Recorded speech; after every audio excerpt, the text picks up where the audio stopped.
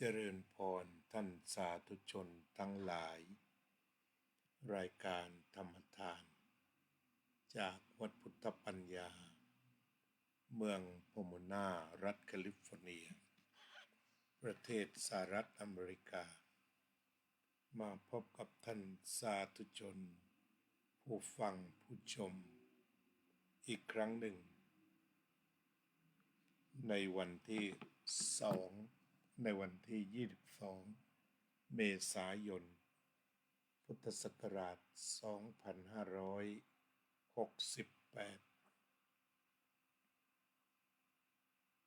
ผู้ที่ติดตามข่าวโลกข่าวต่างประเทศ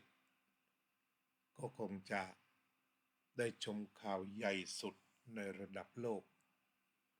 ก็คือข่าวการสิ้นพระชนม์ของสมเด็จพระสันตะปาปาฟรานซิสผู้นำสูงสุดของศาสนาคริสต์นิกายโรมันคาทอลิกก็ได้มีข่าวต่างประเทศทยอยกันออกมาไม่ขาดสายรายการธรรมทานจากวัดพุทธปัญญาส่งเสริมสนับสนุนการทำความเข้าใจกันระหว่างศาสนาจึงได้นำเรื่องราวที่เกี่ยวกับธรรมะมาเปรียบเทียบกันพร้อมกับเรื่องของประกาศการสิ้นพระชนม์จากสำนักวาติกันด้วย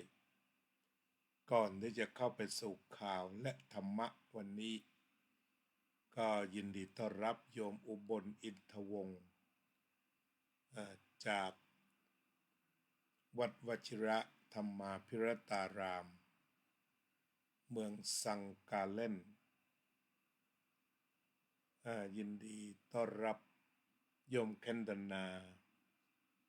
โยมจิรสาประธานคณะกรรมการบริหารวัดวชิระ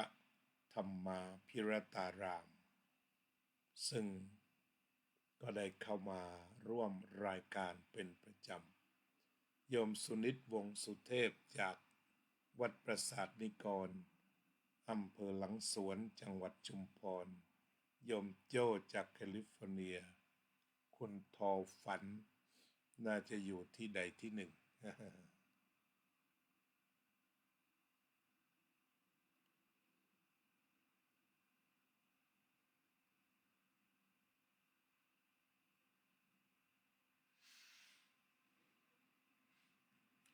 เราก็จะเริ่ม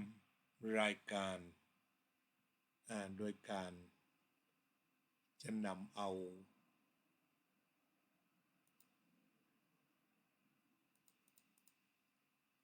ประกาศ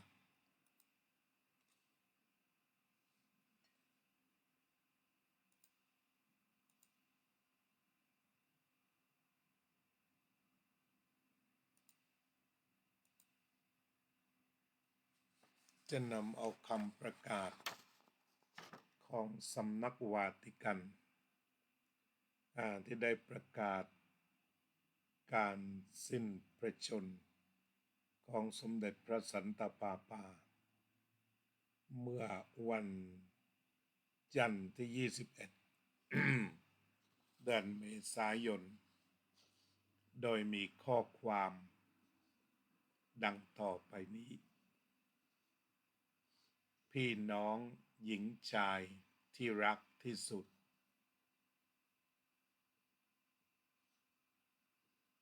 ข้าพเจ้าด้วยความเศร้าโศกอย่างสุดซึ้งขอประกาศการสิ้นพระชนม์ของสมเด็จพระสันตะปาปาฟรานซิสเวลา 7:35 นาทีเมื่อเช้านี้คือหมายถึงวันจันทร์ที่แล้ว Bishop of Rome คือท่านฟรานซิสหรือสมเด็จพระสันตะปาปาได้กลับบ้านแห่งพระบิดาแล้วความหมายในที่นี้ก็เป็นความหมายที่ ที่ใช้แทนคำว่าสิ้นพระชนนั่นเอง ก็คือการเสียชีวิตของชาวคริสต์คือการกลับไปหาพระเจ้าซึ่งเรียกกันว่าพระบิดา His entire life was dedicated to the service of the Lord and of His church พระองค์ทรงอุทิศชีวิตทั้งชีวิตรับใช้พระเจ้า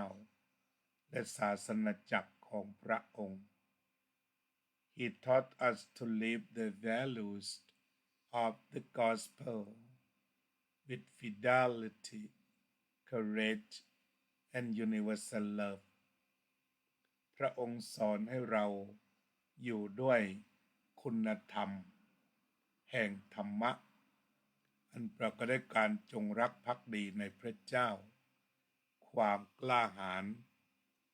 และรักษากล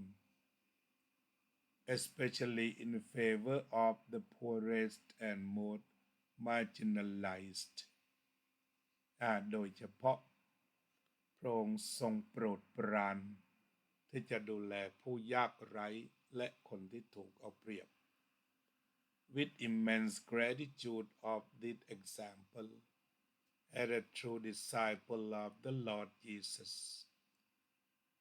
ก็ขอขอบคุณที่พระองค์ได้ปฏิบัติตนเป็นตัวอย่างแห่งศิษยานุศิษย์ของพระเยซูเจ้า We commend in soul of Pope Francis to infinite merciful love of one and triune God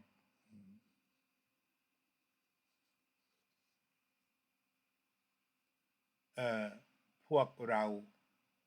ก็เลยขอให้ดวงพระวิญญาณของสมเด็จพระสันตะปาปาฟรานซิส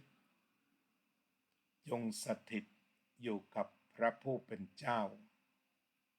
ในตรีเอกานุภาพแห่งความรักนิรันดร์อันนี้ก็เป็นการกล่าวถึงข่าวการสิ้นพระชนของสมเด็จพระสันตะปาปาฟรานซิส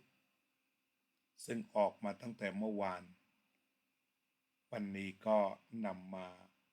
สนทนากันอีกครั้งหนึ่งและต่อจากนั้นสำนักข่าว BBC สำนักข่าว CNN ก็ได้นำเรื่องราวความเคลื่อนไหวอื่นๆมากล่าวให้ฟัง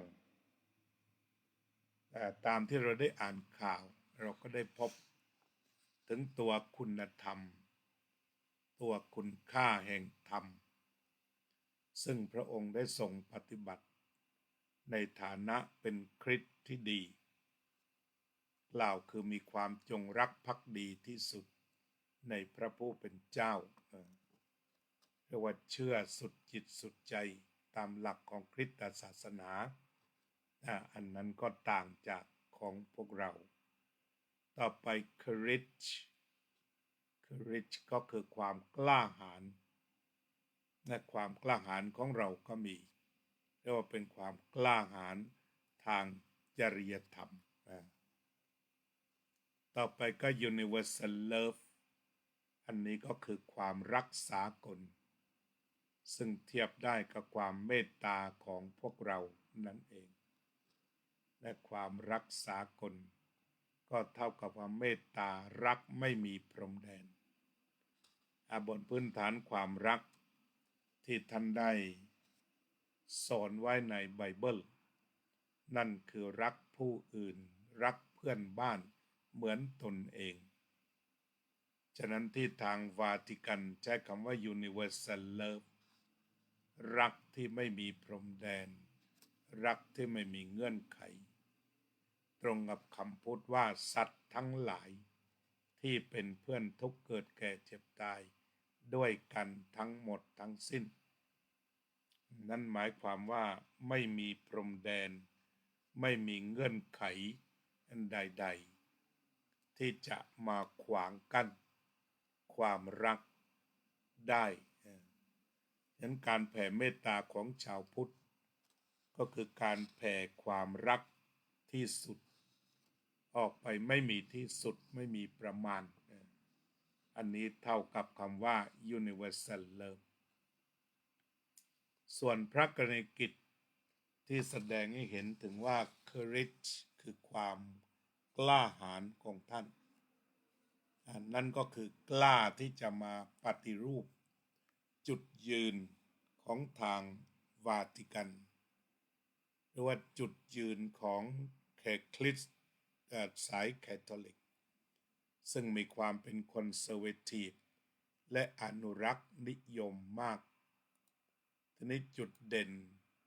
ของพระองค์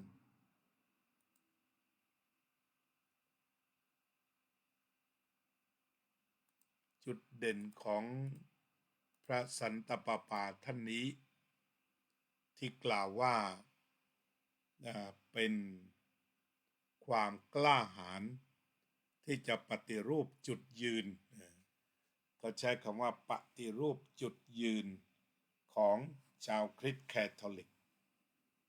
จุดยืนใหญ่ที่ถือว่ากล้าสุดนั่นก็คือเกี่ยวกับเรื่องของการแต่งงานเพศเดียวกันคือท่านได้อนุญาตให้นักบวชหรือที่ว่า priest ของทางวาติกันสามารถอวยพรการแต่งงานได้สามารถอวยพรการแต่งงานเพศเดียวกันได้อันนี้ถือว่าเป็นความกล้าหาญที่จะปรับจารีตสมัยเรียกว่าไม่ได้ยกเลิกแต่ว่าเป็นการปรับจารีตที่ถือว่าเป็นเรื่องใหม่ที่หนังสือพิมพ์นานาชาติในหลายฉบับที่ได้เขียนถึงท่านถึงจุดยืนของการปฏิรูปจุดยืนของวาติกันแล้วก็จุดยืนอีกส่วนหนึ่งก็คือแน่ชัดคือการขอให้ประเทศที่ทำสงครามจงยุติอันนี้ก็เป็นการแสดงความรักที่มีต่อเพื่อนมนุษย์ที่เรียกว่า universal love แน่นอนเรียกร้องให้อิสราเอลแล้วก็ปาเลสไตน์หยุดรบกันและได้แสดงความเห็นใจที่เด็กๆจำนวนมากตายในปาเลสไตน์จากการทำสงครามเมื่อมีผู้ไปสัมภาษณ์เมื่อปีที่แล้วท่านก็บอกว่าหยุดสถานเดียวในยูเครนสงครามของยูเครนแล้วก็สงครามรัสเซียท่านก็บอกว่าต้องหยุดสถานเดียวเช่นเดียวกันเพราะท่านเพ่งไปยังชีวิตของเพื่อนมนุษย์ที่จะต้องตายลงเพราะสงครามอย่างต่อเนื่องนอกจากต่อต้านสงครามชัดเจน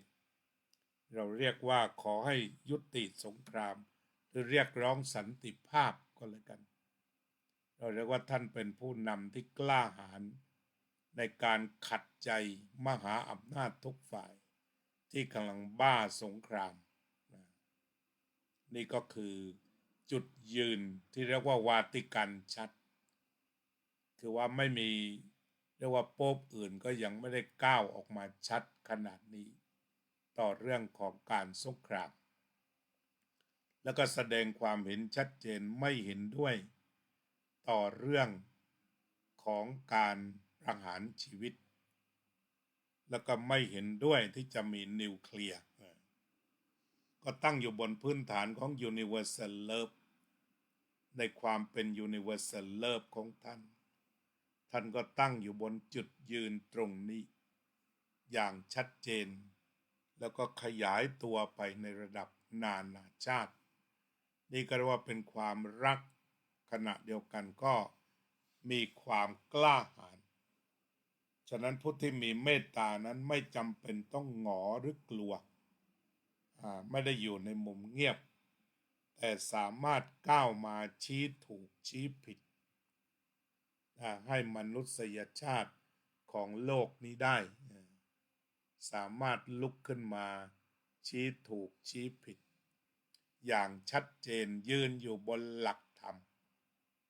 โดยเฉพาะใช้คำว่าความรักทีนี้เกี่ยวกับเรื่องหลักธรรมร่วมตรงนี้ท่านอาจารย์พุทธทาสท่านก็เลยเคยพูดมาว่ารักคำเดียวพอรักคำเดียวพอที่จะเป็นหัวใจของศาสนานานาชาติรักคำเดียวพอนั่นเองเพราะฉะนั้นก็เป็นเรื่องที่ท่านได้รับการยกย่องนอกจากนี้ก็ชื่อว่าเป็นผู้อ่อนน้อมถ่อมตนเนี่ยก็เป็นผู้นำศาสนาสูงสุดที่อ่อนน้อมถ่อมตนและท่านก็มีพินัยกรรมสั่งเสียเอาไว้ว่าให้จัดงานศพแบบเรียบง่ายอันนี้ก็เป็นคำสอนของท่านเลยให้จัดงานศพของท่านแบบเรียบง่ายให้คิดว่าเป็นนักสอนศาสนาตายคนหนึ่งอย่าไปคิดว่าเป็นบุคคลสำคัญของโลกอันนี้ก็ถือว่าเป็นการปฏิรูปความคิดไปสู่ความเรียบง่ายแล้วก็ท่านได้กล่าวท่านก็ได้ทำงานถึงวาระสุดท้ายเมื่อวันอาทิตย์ก็ได้แสดงธรรมให้คนฟังประมาณ 20,000 คนที่ไปประชุมกันที่วาติกันแล้วก็ตอนนั้นก็ถือว่าเป็นหลักธรรมสำคัญที่ยังคงเรียกร้องให้ยุติสงครามยูเครนและรัสเซียแล้วก็สงครามทุกแห่งอันนี้ก็ถือว่าเป็นผู้นำศาสนาที่นำศาสนธรรมมาเพื่อสร้างสันติภาพโลกแล้วก็มีความเหมาะสมไม่ใช่ว่าเป็นนักการศาสนาที่เล่นการเมืองแต่ว่าบางทีการเมืองเนี่ยมันป่วนโลกมันป่วนมนุษย์ก็มีความจำเป็นต้องชี้ชัดแล้วก็ชี้ตรงลงไปว่าควรจะยุติสงครามไม่ว่ากรณีใดๆเนี่ยได้ฟังคำสัมภาษณ์ของท่านกล่าวอย่างชัดเจนนอกจากนี้ท่านก็ได้ปฏิรูปจุดยืนบางอย่างในวาติกันโดยการเปิดโอกาสให้สตรีได้มีบทบาทมากยิ่งขึ้นก็คือคนทำงานในวาติกันนั้นส่วนใหญ่ที่ผ่านมาเป็นจารีตก็ต้องเป็นผู้ชายซะส่วนมากแต่ตอนนี้ท่านก็ได้เปิดโอกาสให้ผู้หญิงได้ทำงานมากขึ้นมีบทบาทมากขึ้นอันนี้ก็ที่เราเรียกว่ามีท่าทีที่ผ่อนคลายกับ LGBT ที่เรียกว่าเป็นการปรับจุดยืนของวาติกันจากกรณีแบบนี้ก็ทำให้ท่านได้รับการสรรเสริญจากคนทั่วโลกทีนี้เรามาดูถึงอุดมคติของท่านตัวอุดมคติหรือตัวธรรมะที่ท่านใช้ปฏิบัติเราก็อ่านลองดู Rivers do not drink their own water แม่น้ำไม่ได้ดื่มน้ำเพื่อตนเองแม่น้ำทุกสายไม่ได้มีน้ำไว้เพื่อตนเองจะดื่ม Trees does not eat their own fruit ต้นไม้ทุกต้นก็ไม่ได้กินผลไม้แห่งตน The sun does not shine on itself ดวงอาทิตย์ก็ไม่ได้ส่องแสงให้แก่ดวงอาทิตย์เพื่อตนเอง Flowers do not spread their fragrance for themselves แม้แต่ดอกไม้ทั้งหลายก็ไม่ได้ส่งกลิ่นหอมเพื่อดอกไม้เอง Living for others is a rule of nature การมีชีวิตเพื่อผู้อื่นคือกฎธรรมชาติ We are all born to help each other เราเกิดมาเพื่อช่วยเหลือซึ่งกันและกันเหมือนเพลงที่เราร้องกัน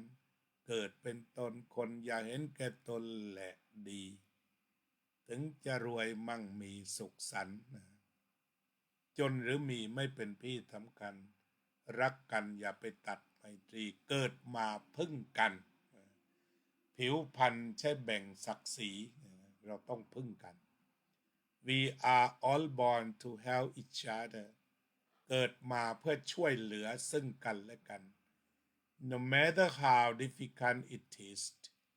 ไม่ว่ามันจะยากเย็นสักเพียงใด Life is good ชีวิตนั้นดี When you are happy เมื่อคุณมีความสุข But much better when others are happy because of you แต่ว่าจะดีมากถ้าว่าบุคคลอื่นมีความสุขเพราะคุณนี่ก็คืออุดมคติการทำงานส่วนรวมนะจะได้กลั่นออกมาเป็นกลอนตรงนี้ก็ขอขั้นนิดหน่อยโยมประพันธ์วงศ์พาณิชย์โยมจิรารัตน์เกียรติสันติกุลโยมบัวผันหอน Good morning Dave Pope Francis humble peacemaker love and faith were his only weapon peace for all we are one ท่านเดฟซึ่งเป็นสมาชิก Peaceful Peace Family ของอาตมาได้เขียนว่าสมเด็จพระสันตะปาปาฟรานซิสเป็นผู้สร้างสันติภาพที่เปี่ยมด้วยความอ่อนน้อมถ่อมตนความรักและศรัทธาเป็นอาวุธความอ่อนน้อมถ่อมตนความรักและศรัทธาเป็นเพียงอาวุธอย่างเดียว Peace for all สันติภาพของทุกคน We are one พวกเราเป็นหนึ่งเดียวต้องการสันติสุขและสันติภาพโยมบัวผันฮอลเจริญพรโยมสุพนิกาชายาลักษณ์โยมนุสาสวลีโยมปูอรุณโชติโยมพยาวเจนพนัททีนี้เรามาพิจารณาถึงบทกวีอันไพเราะของโป๊ปฟรานซิสนี่ก็คือท่านเขียนมาเองเป็นตัวอุดมคติว่าแม่น้ำไม่ได้เคยมีน้ำเพื่อตนเองดื่มต้นไม้ก็ไม่ได้มีลูกเพื่อตัวเองดวงอาทิตย์ก็ไม่ได้ส่องแสงให้ตัวเองดอกไม้ที่กระจายกลิ่นหอมก็ไม่ได้กระจายเพื่อตัวเองวลีสำคัญมีชีวิตเพื่อผู้อื่นคือกฎธรรมชาติกฎธรรมชาติของพุทธก็คือกฎอิทธัปปัจจยตา We all born to help each other เราเกิดมาเพื่อช่วยเหลือซึ่งกันและกันในทุกอนูของชีวิตนี่ก็คือหลักธรรมคำสอนที่ไปกันได้ทุกศาสนาโดยมีจุดเป้าหมายเพื่อช่วยให้โลกนี้สงบร่มเย็นท่านเป็นผู้ต่อต้านนิวเคลียร์อย่างจริงจังท่านเป็นผู้ต่อต้านนิวเคลียร์อย่างจริงจังท่านต่อต้านสงครามอย่างจริงจังเพราะคิดว่าเราจะต้องช่วยกันเรามีความสุขนั้นก็เป็นเรื่องที่ดีแต่จะดีกว่าถ้าทำให้คนอื่นมีความสุขได้อันนี้เราก็เห็นว่าจุดยืนในการทำงานของท่านก็ปรากฏทั้งในภาคปฏิบัติและหลักคำสอนทีนี้อาตมาก็รวบรวมยังไม่ได้ขึ้นจอแต่ว่าขออ่านให้ฟังก็ได้รวบรวมคำไว้อาลัย ที่มีต่อท่านเช่น King Charles and Queen have heavy heart after Pope's death ก็คือเรียกว่าเสียใจเป็นอย่างยิ่งนะหลังจากที่สมเด็จพระสันตะปาปาสิ้นพระชนม์พระองค์ก็บอกว่า His Holiness will be remembered for his compassion and for his tireless commitment to the common causes of all people of faith ก็บอกว่าจะได้จดจำพระองค์ท่านจะได้จดจำถึงความเมตตากรุณาอันยิ่งใหญ่ของพระองค์ไปตลอดพระองค์ได้ทำงานเพื่อศาสนิกของท่านอย่างไม่รู้จักเหน็ดเหนื่อยเพราะฉะนั้นสิ่งที่เจ้าชายพระเจ้าแผ่นดินชาร์ลส์และพระราชินีคามิลล่าซึ่งเสียอกเสียใจมากแล้วก็ได้กล่าวคำอาลัยว่าจะจดจำความเมตตาของท่านเอาไว้ตลอดไปจะจดจำความเมตตาและการทำงานหนักที่ไม่เห็นแก่เหน็ดเหนื่อยเพื่อศาสนิกตลอดไปทีนี้ต่อมาก็ลองนำเอาบางส่วนของคำไว้อาลัยที่มาจากทั่วโลกเรียกว่าเป็นพันความอาลัยนี่โดยได้ข้อมูลมาจาก BBC He was always an advocate for everyone, especially marginalized, that include LGBTQ community. I will forever respect Pope Francis for speaking for them, listen to their suffering.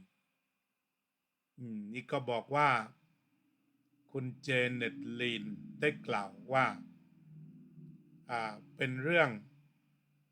พระองค์นั้นทรงเมตตากับทุกคนโดยเฉพาะคนที่ทุกข์ยากและคนที่ถูกเอาเปรียบในทางสังคมคนที่ถูกดูหมิ่นดูแคลนในทางสังคมรวมถึง LGBTQ ชุมชน LGBTQ และพระองค์ก็ให้ความเมตตาและก็ฟังเสียงความทุกข์ยากของบุคคลกลุ่มนี้ด้วยฉันจะจำพระองค์ไว้ไม่ลืมอันนี้ทีนี้อีกท่านหนึ่งเรียกว่ากอลิอาธแอน such a hook loose for the world a humble and simple man that walk and act like the words of Jesus Christ ก็บอกว่าเป็นความสูญเสียครั้งใหญ่ของโลกคือสูญเสียผู้ที่อ่อนน้อมถ่อมตนใช้ชีวิตเรียบง่ายแล้วก็เดินตามรอยตามพระวจนะของพระเยซูอย่างแท้จริงอันนี้เราก็เห็นว่าชาวคริสต์ส่วนหนึ่งเขาก็นิยมความอ่อนน้อมถ่อมตนอันเป็นบุญชนิดหนึ่งของเรียกว่าอัปปจายนามัยแล้วก็การใช้ชีวิตเรียบง่ายอันนี้ก็เป็นกระแสโลกเลยทีเดียวที่เราบอกว่าสันโดษเรียบง่ายไม่ใช่คิดแต่พุทธแต่ชาวคริสต์ทั้งหลายเขาก็คิดเหมือนกัน He was a good man and he fought his last con to stop the war genocide and suffering in Gaza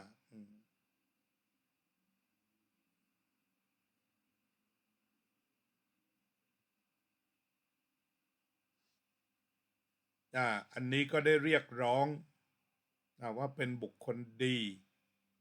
แล้วก็ได้มีเสียงเรียกร้องสุดท้ายให้ยุติการฆ่าล้างเผ่าพันธุ์ในฉนวนกาซานี่เรียกว่าเป็นเสียงเรียกจนตาย ให้ยุติการฆ่าล้างเผ่าพันธุ์ A beautiful tribute to Pope Francis, his legacy of compassion and unity reached up beyond the Catholic Church, touching lives across all faiths. He truly led the heart, humility, and deep commitment to humanity นี้จากคุณเชอริตวิลเลอร์ก็บอกว่าขอแสดงความสักการะบูชาต่อสมเด็จพระสันตะปาปาฟรานซิส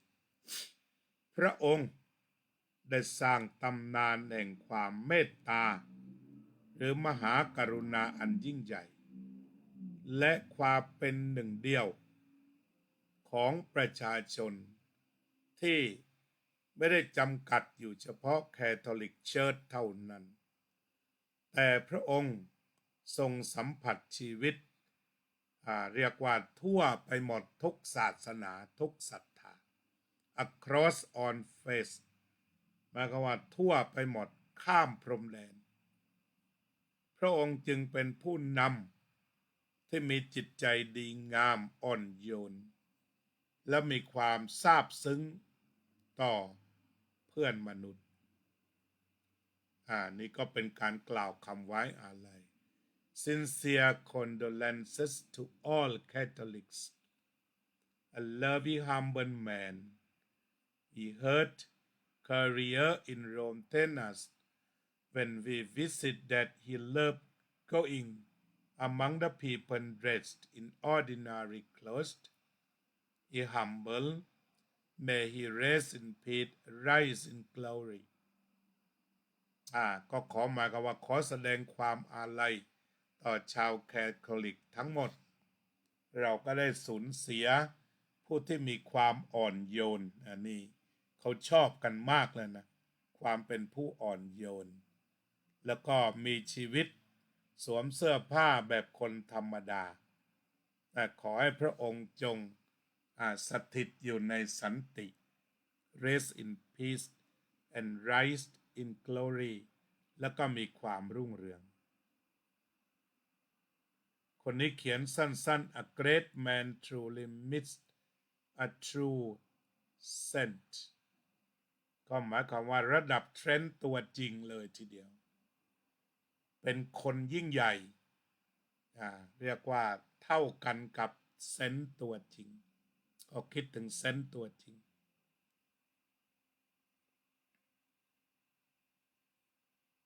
ตรงนี้ก็บอกว่าข้าพเจ้าหวังว่าคำสวดสันติภาพจะได้ยินถึงกาซาเยเมนซูดานน่าจะได้ยินกันโดยทั่ว Greg Rose as a Jew I respected Pope greatly anybody would teach peace inclusion forgiveness acceptance love tolerance understanding and compassion is a messenger of goodwill, worth and access to humanity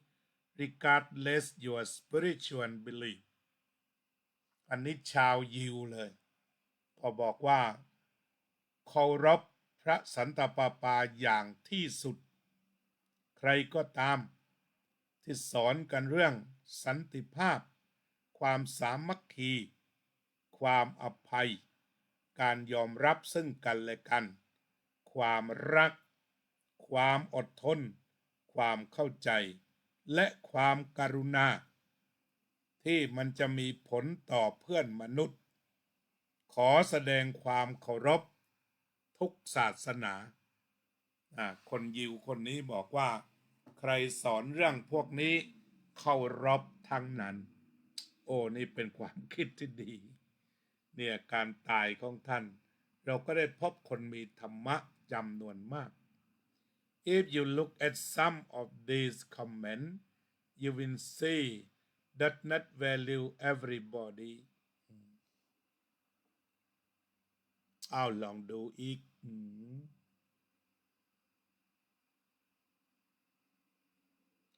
คนนี้ก็ได้เขียนซะยาวเหมือนกันเอาลองดูจะอ่านนะ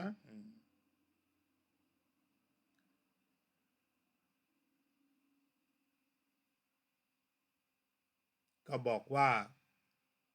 This deceased Pope is not God nor is the holy His holiness is the God of the universe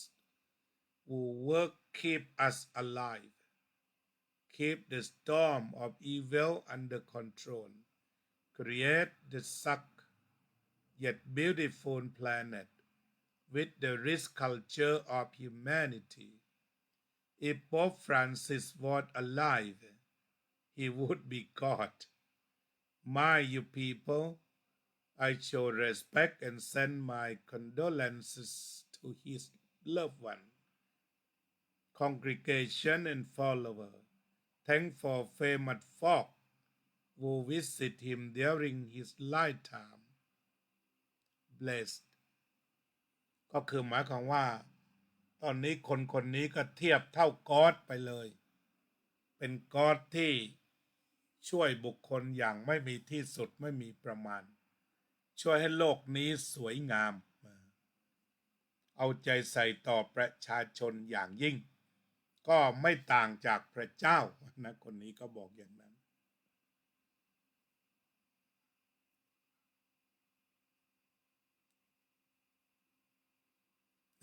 นี่อีกคนนี้ก็เคารพในระดับพระเจ้าเหมือนกันเขาก็เทียบเท่าเหมือนกันบอกว่า Pope had been given very little title of deity has been styled Lord God the Pope has been declared infallible but all we can say is that whoever is born a woman would one day die condolences to our Catholic for losing church leader ก็บอกความนี้หมายความว่าเป็นเหมือนพระเจ้าเล็กๆ Lord God the Pope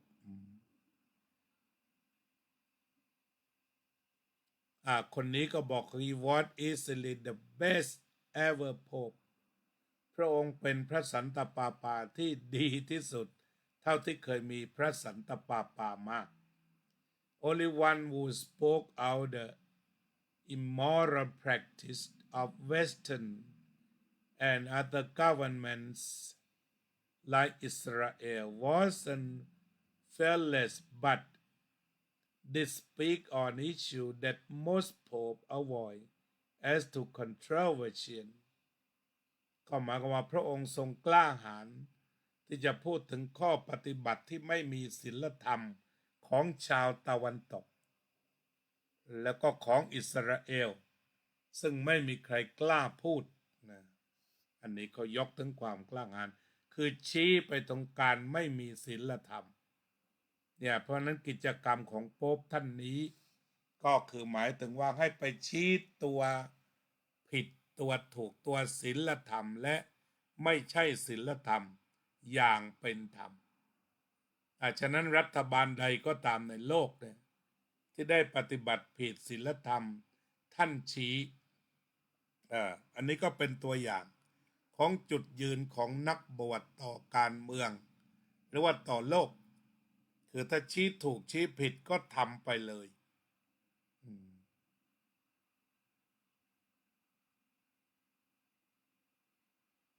คนนี้ก็บอก he said set fire for Gaza and the plug was pulled คือท่านเนี่ยเป็นผู้เริ่มต้นเรียกร้องที่จะยุติไฟสงครามในถนนกาซาแต่หมายความว่าปลั๊กไฟของท่านถูกดึงออกไปแล้ว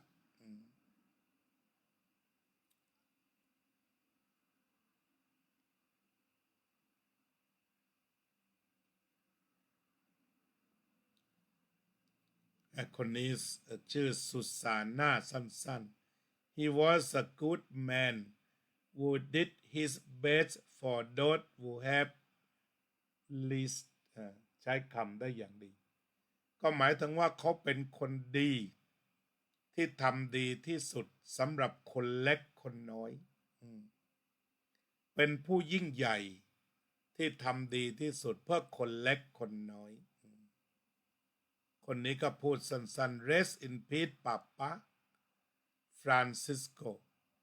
you completed your mission in this world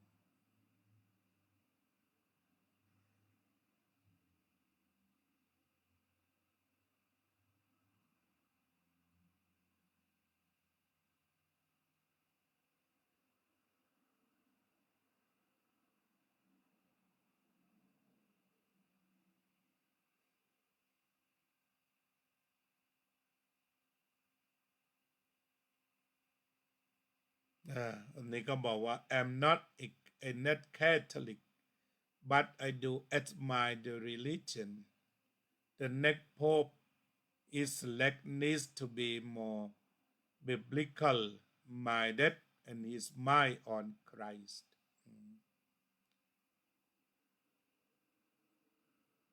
อันนี้ก็คุณเควินก็บอกว่า a thoughtful and respectful tribute regardless of one's belief Pope Francis had indeed been a symbol of humility, compassion, and a voice for unity across faiths. His legacy will continue to inspire many. อันนี้ไพเราะมากทีเดียว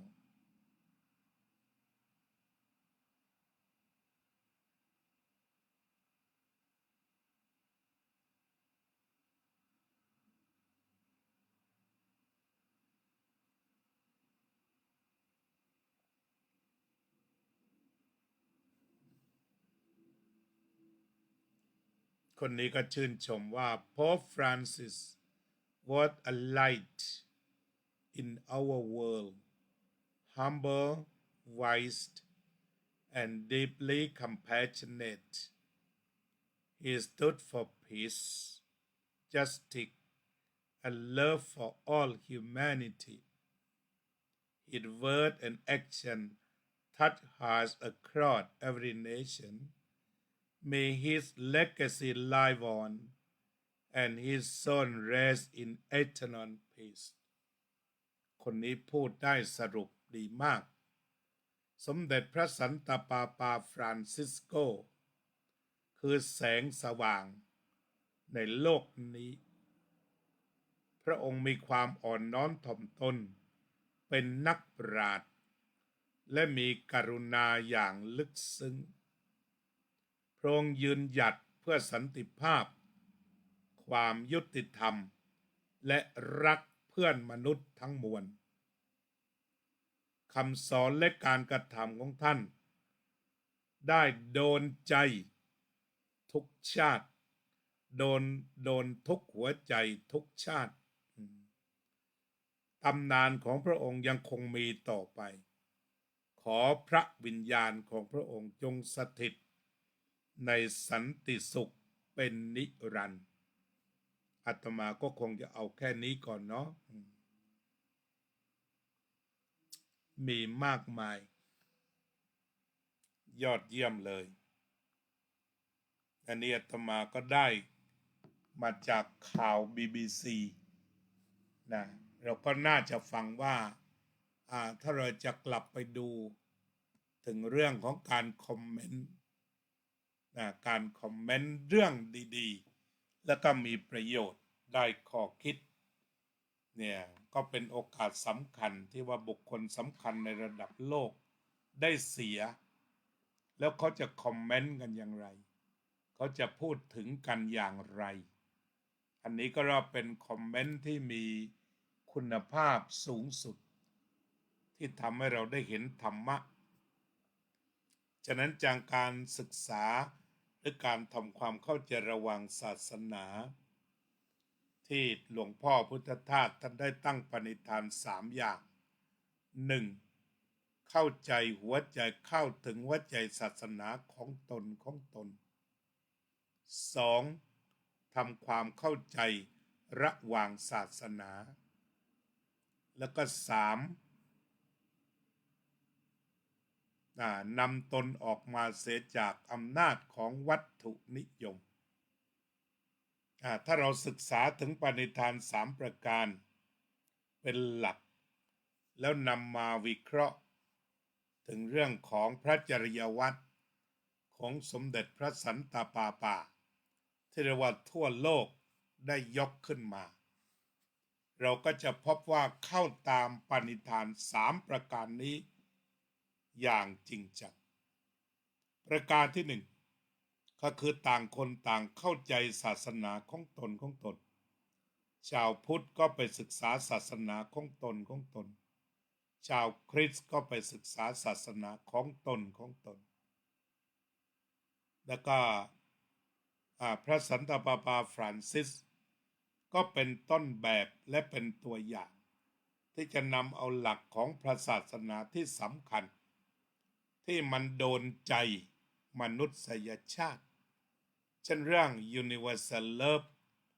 เรื่องของความรักตัวนี้ก็เรียกว่าเป็นสากลแล้วทุกศาสนาต้องมีร่วมมือกันช่วยกันสอนความรักสร้างความรักให้การศึกษาเรื่องมนุษย์ต้องรักกันเนี่ยทวารนักการศาสนาจับมือกันทำกันครูจับมือกันทำกันพ่อแม่สอนกันเรื่องความรักให้ถึงที่สุดให้เข้าใจเพื่อนมนุษย์ถ้าสอนกันเรื่องความรักแล้วผลมันจะออกมาเองไม่มีสงครามเนี่ยมันก็ไปมีผลที่ท่านเป็นผู้เรียกร้องให้ยุติสงครามทุกชนิดก็เรียกว่าเราต้องมารักกันให้ได้ทำอย่างไรมันจะกลายเป็นหลักสูตรที่มีอยู่ในหัวใจคือไม่ต้องมีเพียงในมหาลัยและโรงเรียนก็ใส่เข้าไปด้วยแต่มันจะต้องอยู่ในหัวใจของทุกคนที่แสดงออกสอนลูกสอนหลานว่ามนุษย์ต้องรักกันไม่มีแนวโน้มที่จะทะเลาะกันอันนี้ universal love ที่พระองค์ได้ตรัสถึงความยุติธรรมที่ทรงเรียกร้องถึงช่องว่างระหว่างคนที่ได้เปรียบกับคนที่เสียเปรียบในข้อความก็บอกว่าท่านจะมุ่งมั่นไปดูแลคนยากจนที่สุดและคนที่เสียเปรียบในทางสังคมเพื่อให้เกิดความยุติธรรม justice ความยุติธรรมทีนี้ศาสนาพุทธของเราก็มีเต็มความยุติธรรมก็คือไม่ลำเอียงเพราะรักไม่ลำเอียงเพราะโกรธไม่ลำเอียงเพราะไม่รู้ไม่ลำเอียงเพราะกลัวความยุติธรรมมันจะเกิดขึ้นฉะนั้นความยุติธรรมในระดับประเทศในระดับนานาชาติจะเกิดขึ้นไม่ได้ถ้ายังตกอยู่ในอคติดังที่กล่าวนี้คือลำเอียงเพราะรักลำเอียงเพราะชังลำเอียงเพราะไม่รู้และลำเอียงเพราะกลัวตอนนี้สงครามยูเครนก็ตามสงครามรัสเซียหรือกาซาอิสราเอลก็ติดกับของความไม่ยุติธรรมตรงนี้เพราะมันมีชอบชังงั้นพระพุทธองค์จึงตรัสว่าให้ถอนความชอบชังออกไปเสียแล้วความยุติธรรมมันก็จะมาในความรักมันก็จะบังเกิดขึ้นแล้วก็อีกอย่างหนึ่งที่เราพบเลยตอนนี้ที่มันเป็นคุณธรรมที่ได้ก็คือหนึ่งความรักได้แล้วสองความอ่อนโยนก็เป็นว่ามนุษย์ทั่วไปรักความอ่อนโยนรักความอ่อนน้อมถ่อมตนอันนี้อัปปจายนธรรมเนี่ยเข้าตามสัพพีพระเลยอภิวาทนาสีลิสะนิจจังวุธาปจายิโนจัตตารโอธรรมาวัฏทันติ อายุวันโนสุขขังพลังความอ่อนน้อมถ่อมตนย่อมอายุวันนะสุขพละย่อมเจริญแก่ผู้ที่มีความอ่อนน้อมถ่อมตนนะอันนี้เราว่าของชาวพุทธพระให้พรทุกวันเน้นเน้นเน้นย้ำอ่อนน้อมถ่อมตนเข้าหากันเพราะฉะนั้นอันนี้พระองค์สมเด็จพระสันตะปาปาก็เป็นสัญลักษณ์ว่ามนุษย์นั้นต้องอ่อนโยนเข้าหากันแล้วก็การยอมรับแบบสากลคอมมอนเซนส์ทุกคนก็รักคนอ่อนโยนนี่เราก็กลั่นธรรมะออกมาจากข่าวที่เราได้อ่านจากคอมเมนต์จากความเห็นก็เห็นเป็นอย่างเดียวกันว่าความอ่อนน้อมถ่อมตนประเสริฐกว่าการแข็งกระด้างทางพุทธถ้าปฏิบัติแล้วได้บุญเลยนะอัปปจายนธรรมเรียกว่า humble or humility เนี่ยก็แปลว่าอัปปจายนธรรมอ่อนน้อมถ่อมตนบุญ10ข้อ1ลงเป๊ะไปเลยอันนี้ที่เราจับทางได้ต่อไป compassion แล้วก็ loving kindness ก็เรียกว่าเมตตากรุณาเนี่ยเขาใช้คำว่า compassion เยอะมากเพราะฉะนั้นก็ compassion ก็คือความเมตตาอันนี้ก็ทำให้ทั่วโลกปรารถนา compassionate love or loving kindness ทั้งสองคำเนี่ยก็เป็นความปรารถนาให้ไปไกลกว่าความรักซึ่งอาจจะมีราคะแต่ต้องการรักเมตตาซึ่งพระพุทธศาสนามีแบบเต็มแล้วก็ออกมาจากอำนาจของวัตถุนิยมท่านสันตะปาปาก็ได้สั่งเสียเอาไว้ว่าการทำงานศพของท่านให้เรียบง่ายแบบพระธรรมดาแบบนักบวชธรรมดาแบบปาสเตอร์ธรรมดาตายคนหนึ่งแต่ว่ามนุษย์ก็ต้องทำอย่างสมพระเกียรตินั่นแหละแต่ว่าถ้าเมื่อบอกว่าเรียบง่ายก็ลองแสดงให้ดูว่ามันจะทำอย่างไรปฏิบัติอย่างเรียบง่ายกับผู้ยิ่งใหญ่ระดับโลกซึ่งท่านเองก็บอกว่าอย่าคิดว่าท่านเป็นผู้ยิ่งใหญ่ระดับโลกให้ทำแบบศพธรรมดาแม้ตรัสแบบนี้ก็ชื่นใจในจุดยืนที่ไม่ติดในวัตถุนิยมฉะนั้นสิ่งที่หลวงพ่อพุทธทาสได้กล่าวถึงปณิธาน3ก็ยังคงเป็นสิ่งที่น่าพิจารณาเป็นคุณธรรมระดับโลกได้คือไม่ทิ้งศาสนธรรมในจากเหตุการณ์ครั้งนี้เราจะเห็นได้ว่าคนยังไม่ได้ทิ้งศาสนธรรมแต่คนกำลังคว้าหรือกำลังมีจริยธรรมใหม่ในโลกใหม่คือไม่ใช่จริยธรรมที่เป็นตัวศาสนาใดศาสนาหนึ่งจะเป็นตัวกำหนดแต่มันเป็นศาสนาที่เป็นมติโลกเนี่ยเช่นว่า love universal love compassion peace respect ใช่ไหมjustice เหล่านี้เป็นต้นมันก็กลายเป็นศาสนาโลกกันต่อไปเนี่ยที่เรามี world religion อยู่แล้วที่มันเป็นชื่อเป็นแบรนด์เนมแต่ต่อไปนี้มันจะไหลเข้าหากันนะกระแสธรรมที่ไหลเข้าหากันแต่จากข่าวจากคอมเมนต์เหล่านี้ก็คือตัวมติว่าจะต้องตั้งอยู่ในธรรมกันแล้วล่ะนะก็คือธรรมะเหล่านี้โยมติงลาพลเต้โยมจารุรินบัวโยมเพ็ญศรีภักดีไทยก็เป็นอันว่าเราจะได้ร่วมกันเจริญสมาธิภาวนา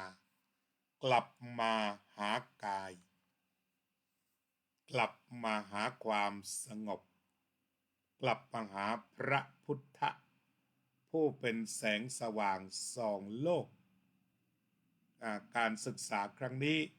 ทำเราได้ทราบว่ามนุษย์ทั้งหลายต้องการธรรมะ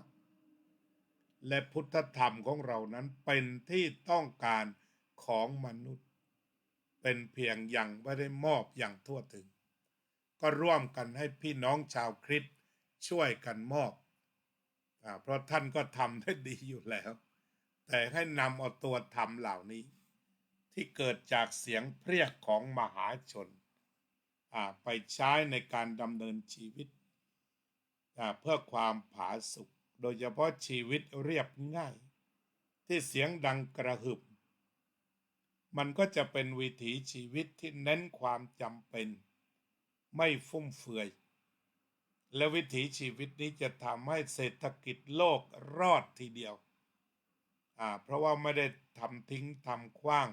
ไม่เผาผลาญแต่กลับมาสู่เศรษฐกิจพอเพียงโดยอัตโนมัติเสียแล้วนั้นเศรษฐกิจพอเพียงของรัชกาลที่9ท่านก็ได้วางด้วยการเข้าใจโลกเนี่ยอย่างเสียงเพรียกที่เราได้ยินวันนี้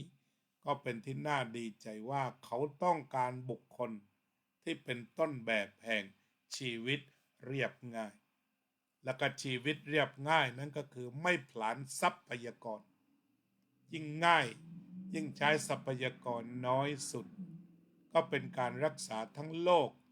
รักษาดุลยภาพของธรรมชาติและก็รักษาสภาวะเศรษฐกิจไม่ให้กลายเป็นลูกโป่งแต่โตอย่างหนาแน่นเรามาเจริญสมาธิให้พลังใจเหนียวแน่นกันต่อไป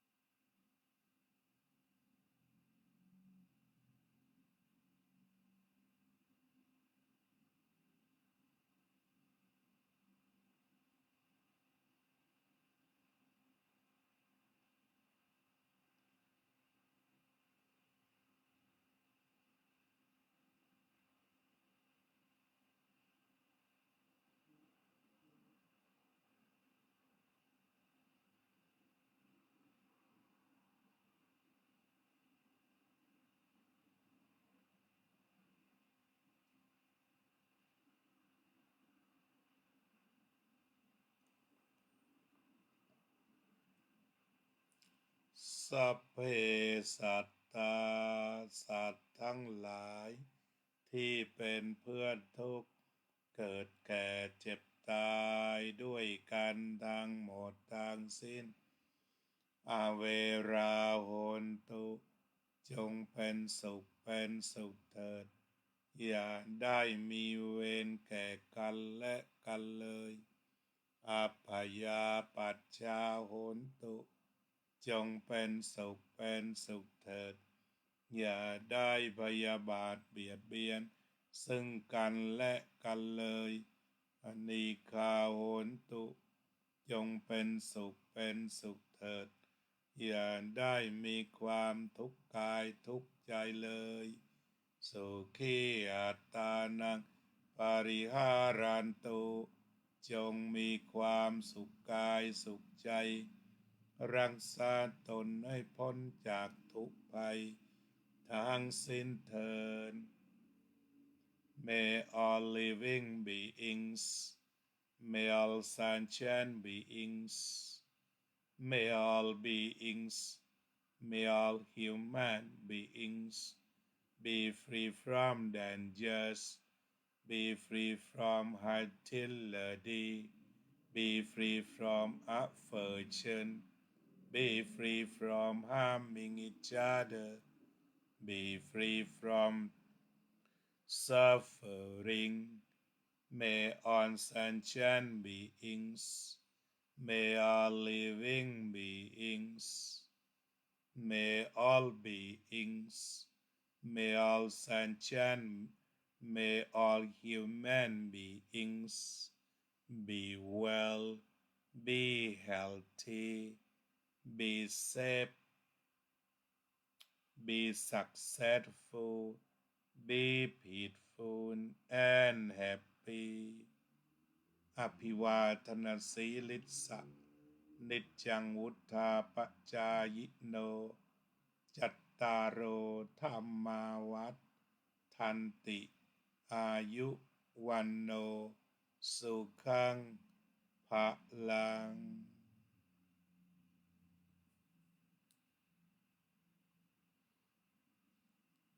ก็ขอขอบคุณทุกท่านร่วมภาวนาทั้งโยมกัลยาว่องทิพย์คงคา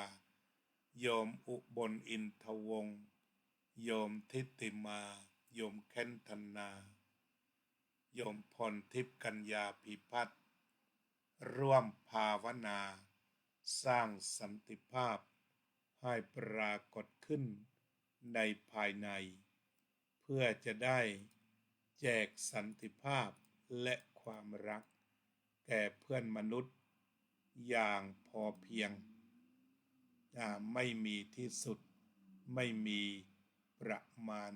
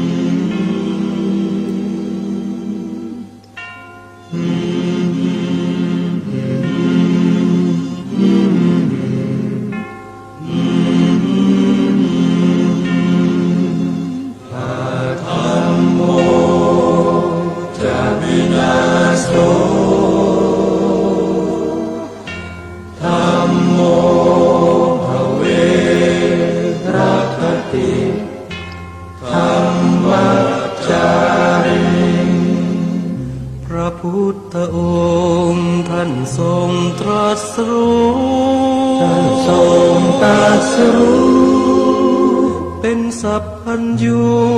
ตรัสสอนความจริงว่าธรรมะย่อมชนะทุกสิ่ง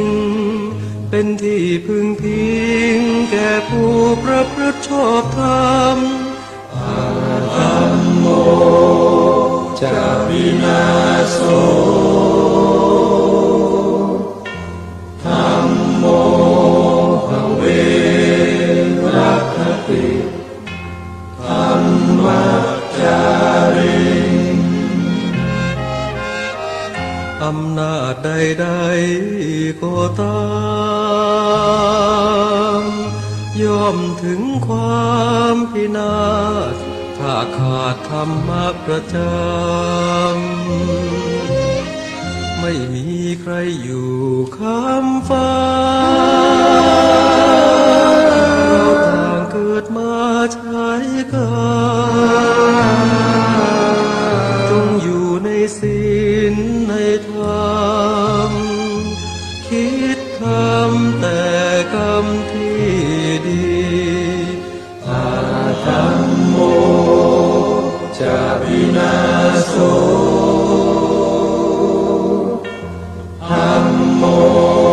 ภเวรัคติธัมมัจจาริธรรมส่องสว่างสู่ทางสุขสีคำจุน